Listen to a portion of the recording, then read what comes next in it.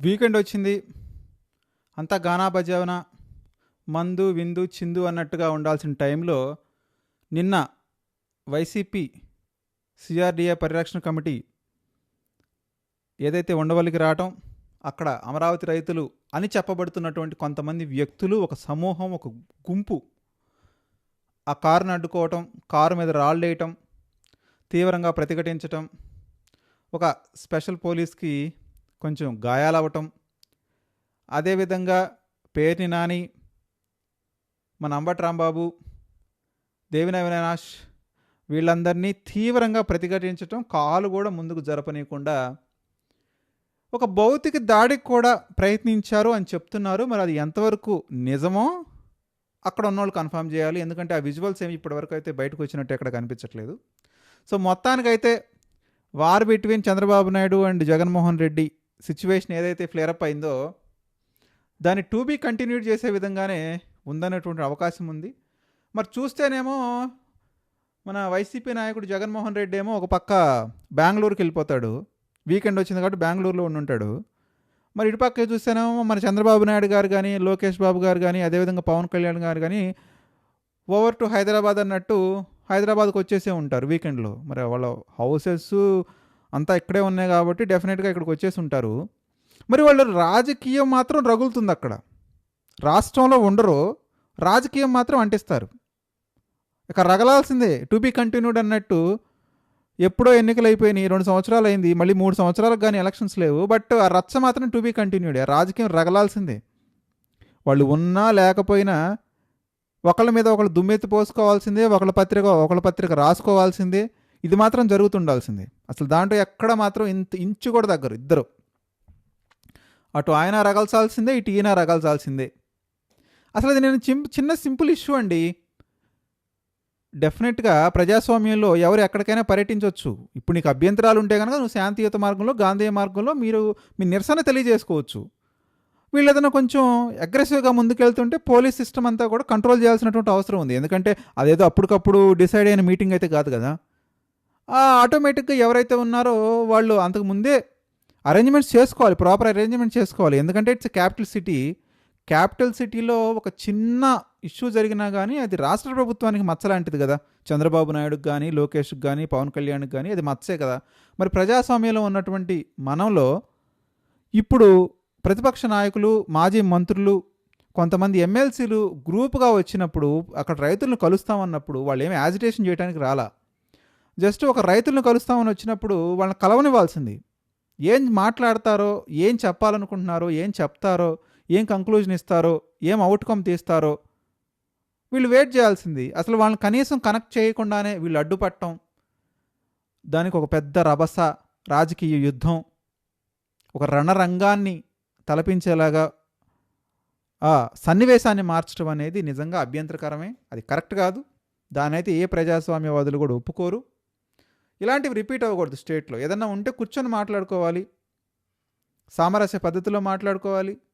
వీళ్ళు ప్రశ్నించవచ్చు, వాళ్ళని డైరెక్ట్గా ప్రశ్నించవచ్చు, వాళ్ళు సమాధానాలు చెప్పొచ్చు, సమాధానాలు చెప్పకపోతే మళ్ళీ కలుస్తామని వెళ్ళిపోవచ్చు. కాకపోతే అలాంటి చిన్న సన్నివేశాన్ని ఒక పెద్ద యుద్ధంగా మార్చారు. యుద్ధంగా మార్చారు. ఆయన చూస్తే బెంగళూరు వెళ్ళిపోయాడు, బెంగళూరు ప్యాలెస్లకు ఉంటాడు ఆయన. ఈయన చూస్తేనేమో ఇటు హైదరాబాద్ వెళ్ళిపోతే హైదరాబాద్లో రెస్ట్ తీసుకుంటుంటారు. బట్ ఎందుకు ఈ రచ్చ అనవసరంగా? వీళ్ళిద్దరి మధ్యలో బదనం అవుతుంది ఏంటంటే అనవసరంగా అమరావతి, దాని ఎఫెక్ట్ అమరావతి మీద ఉంటుంది కదా. రేపు అమరావతిలో ఎవరైనా ఇన్వెస్టర్స్ రావాలన్నా, ఏదైనా ఎడ్యుకేషన్ సిస్టమ్స్ రావాలన్నా, ఏదో 1-2 వస్తున్నాయి ప్రస్తుతానికి. బట్ ఫుల్ ఫ్లెడ్జ్డ్గా రావాలన్నా, ఎవరన్నా చిన్న చిన్న వ్యక్తులు వచ్చి ఇన్వెస్ట్ చేసుకోవాలన్నా, 2 సెంట్లు స్థలం కొనుక్కోవాలన్నా ఏమొచ్చి కొనుక్కుంటారు? ఒక ఆయన ఏమో నేను దీన్ని అంతర్జాతీయ స్థాయిలో, ప్రపంచ స్థాయిలో అంటాడు ఒక ఆయన. ఇంకొక ఆయన ఏమో అసలు అదేం పనికి వచ్చింది రాజధానిగా, దాన్ని మేము తీసి పక్కనేసాం ఎప్పుడో, I don't care about it అంటాడు. మరి వీళ్ళిద్దరి మధ్యలో నలిగిపోతుంది ఎవరో? ఇన్వెస్ట్ చేసేవాళ్ళే కదా.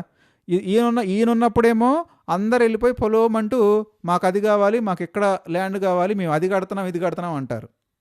ఆ కట్టేది ఏమైనా స్టార్ట్ చేశారంటే ఇంతవరకు ఎవరు స్టార్ట్ చేసినట్టు కూడా పెద్దగా ఏం లేదు. అంతోదాకా ఎందుకు? బసవతారకం ఆసుపత్రే మొన్న మధ్యన శంకుస్థాపన జరిగినట్టుంది. మరి పూర్తి ఎప్పుడు చేస్తారో తెలీదు. సో ఇక జగన్మోహన్ రెడ్డి వస్తే ఇక మళ్ళీ అటకెక్కేసినట్టే. ఇక అది డీప్ ఫ్రిడ్జ్లో పెడతాడు. ఫ్రిడ్జ్ కూడా కాదు, డీప్ ఫ్రిడ్జ్లో. ఇక అది -°C ఉంటుంది. ఇక కోల్డ్ స్టోరేజ్లు జాగ్రత్తగా భద్రపరుస్తాడనమాట. మళ్ళీ ప్రభుత్వం మారిన దాకా. మళ్ళీ ప్రభుత్వం మారిన తర్వాత చంద్రబాబు నాయుడు తీసి బూజు దులిపి ఆ కంపలు కొట్టి ఇక మళ్ళీ అదంతా స్టార్ట్ చేసరికి 1 సంవత్సరం 2 సంవత్సరాలు పడుతుంది. ఇది ఒక యాక్టివిటీ అయిపోయింది ఇద్దరికి.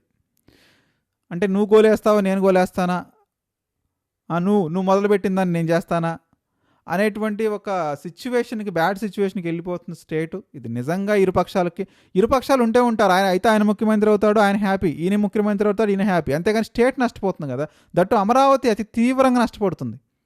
ఈ అనవసరమైన సంఘర్షణలో పాజిటివ్ అట్మాస్ఫియర్ క్రియేట్ అవ్వాల్సినటువంటి ఒక చోట ఈ రకమైన కొట్టుకోటాలు, ఈ రకమైన రాళ్ళు వేసుకోవటాలు, రక్తపాతాలు అవసరమా? ఇది ఏ రకంగా సమర్థనీయం? ఏ రకంగా ఇన్వెస్టర్లు వస్తారు? ఏ రకంగా కంపెనీలు వస్తాయి? ఇది నిజంగా శోచనీయం. ఒక సాటి తెలుగువాడిగా, ఒక ఆంధ్రుడిగా నేనైతే దీన్ని మాత్రం గర్హిస్తున్నాను, బాధపడుతున్నాను.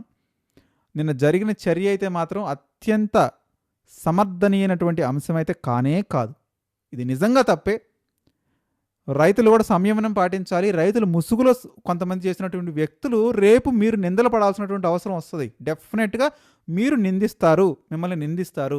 ఇప్పటిదాకా ఏదైతే మీరు 1600 రోజులు మేము అతి శాంతియుతంగా ఉద్యమాన్ని నడిపామని చెప్పుకున్నటువంటి వ్యక్తులు ఒకే ఒక చిన్న సంఘటనతో బిందెడు పాలలో ఒక విషం చుక్కబోసినట్టు నిన్న చేసినటువంటి ఆ సంఘటన మీకు మచ్చలాగా మారబోతుంది.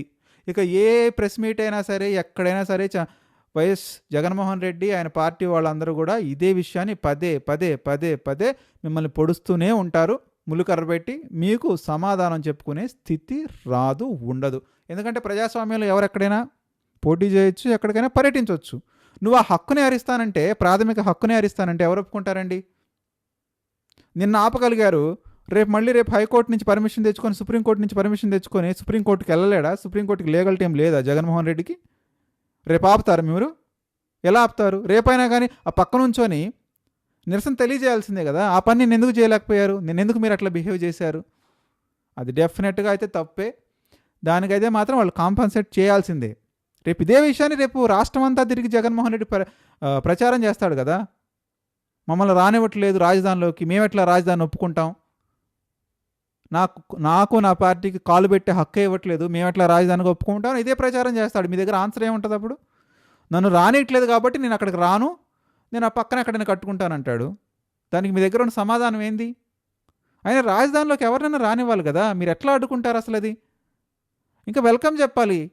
వాళ్ళు ఏదన్నా ఎక్స్ట్రాలు చేసి ఉంటే కనుక మీరు అక్కడే పోలీసులను పెట్టి వాళ్ళ చేత ముందు పెట్టి వాళ్ళని యాక్టివేట్ చేయించాలి.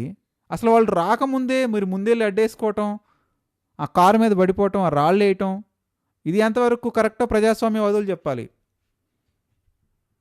అంటే ఇది ఇనీషియల్గా వీళ్ళు ఏదో పైచేయి సాధించినట్టుగా కనిపించినా కానీ అది లాంగ్ టర్మ్లో ఏదైతే రాబోయే 3 సంవత్సరాలు జగన్మోహన్ రెడ్డి స్ట్రాటజీ ఉందో, పొలిటికల్ స్ట్రాటజీ పరంగా నిన్న చేసింది చాలా పెద్ద తప్పు. ఏదైతే మనం పవన్ కళ్యాణ్ తెలంగాణలో వచ్చి మీటింగ్ పెడతానన్నప్పుడు కాంగ్రెస్ పార్టీ వ్యతిరేకించి ఎదుర్కొందో అదే రకమైన సంఘటన నిన్న ఆంధ్రప్రదేశ్లో చూసాం. దాన్ని ఎవరూ సమర్థించరు, దాడుల్ని ఎవరూ సమర్థించరు ప్రజాస్వామ్యవాదులు.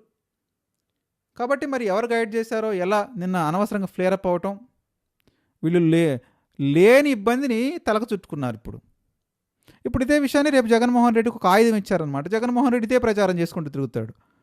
ఎందుకంటే వాళ్ళు చేసే ప్రచారం ఎట్టుంటుందో ఆల్రెడీ కూటమి పార్టీ వాళ్ళకి తెలుసు కదా. ఏమి లేని చోట కూడా ఏదో ఉందని సృష్టించగలిగేటువంటి సృష్టికర్తలు వాళ్ళు. అలాంటి సృష్టికర్తలకు ఒక ఆయుధం ఇస్తే లైవ్లో తెల్లారిపాటికి మళ్ళీ మీటింగ్ పెద్ద వార్నింగ్ మెసేజ్ పెట్టాడు జగన్మోహన్ రెడ్డి. నేను అధికారంలోకి వస్తే మీ ఏం చేయాలో అది చేస్తాను, 2.0 చూపిస్తాను మీకు, దీనికి రెట్టింపులో చేస్తానంటున్నాడు. ఇక అప్పుడు ఆన్సర్ కూడా లేదు. రేపు ఒకవేళ జగన్మోహన్ రెడ్డి అధికారంలోకి వచ్చినా కూడా అందరూ ఫిక్స్ అయిపోతారు, ఓహో ఇది జరిగిపోతుంది ఇలా అని. ఒకవేళ రేపొద్దున ఇంకా అహాహాకారాలు చేసినా, ఆర్తనాదాలు చేసినా ప్రజాస్వామ్యం అని పట్టించుకునేవాడు ఎవడు ఉండడు. ఎందుకంటే మీరు చేశారు కదా ఆ రోజు, అందుకే మేము ఈరోజు దానికి జస్ట్ ఒక టిట్ ఫర్ టాట్ అంటాడు. సో ఇక ఇట్లా కంటిన్యూస్గా కొట్టుకోవడం జరుగుతూ ఉంటుంది అనమాట. అయితే ఆ పార్టీ లేకపోతే ఈ పార్టీ. సో దీన్ని బట్టి ఒక పక్కేమో ప్రతిపక్ష నేతేమో బెంగళూరులో ఉన్నాడు, మరో పక్క అధికార పక్ష నేతలేమో హైదరాబాద్లో ఉంటారు. బట్ రాష్ట్రంలో మాత్రం రావణ కష్టం రగులుతూనే ఉండాలి. ఇట్స్ అన్స్టాపబుల్ అనమాట, అన్స్టాపబుల్. అది ఆగేది ఏమి ఉండదు. ఏదో ఒకటి ఎక్కడొకటి కొట్టుకుంటానే ఉండాలి, ఏదో రాజకీయం నడుస్తుండాలి ఉండాలి, క్రెడిట్ అయ్యేవాడు క్రెడిట్ అవుతూనే ఉండాలి. మన ఏదైతే మన అనుకూల పత్రిక కానివ్వండి, వ్యతిరేక పత్రికలు కానివ్వండి, ఇక అదే న్యూస్ జరుగుతూనే ఉండాలి, వేసుకుంటూనే ఉండాలి, పెద్ద పెద్ద డిబేట్లు పెడుతూనే ఉండాలి, ఒకటే పని.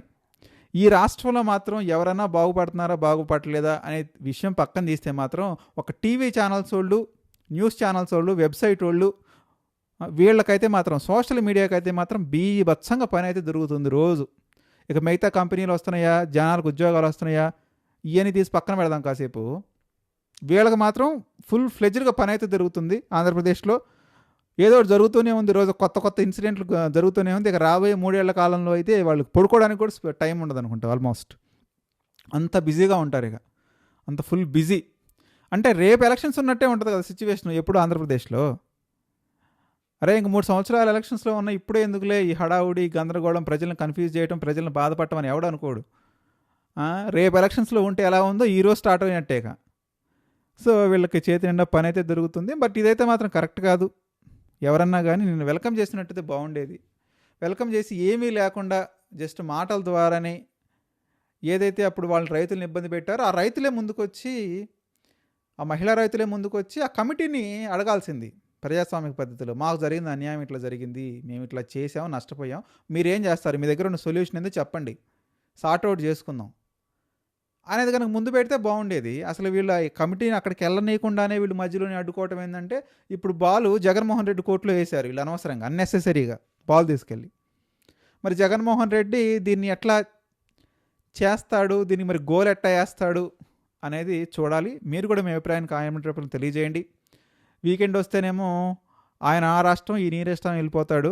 సో వీకెండ్ వెళ్ళి అయినా కానీ జనాలు మాత్రం రాజకీయంగానే మాట్లాడుకోవాలి, రాజకీయ చర్చల గురించే మాట్లాడుకోవాలి.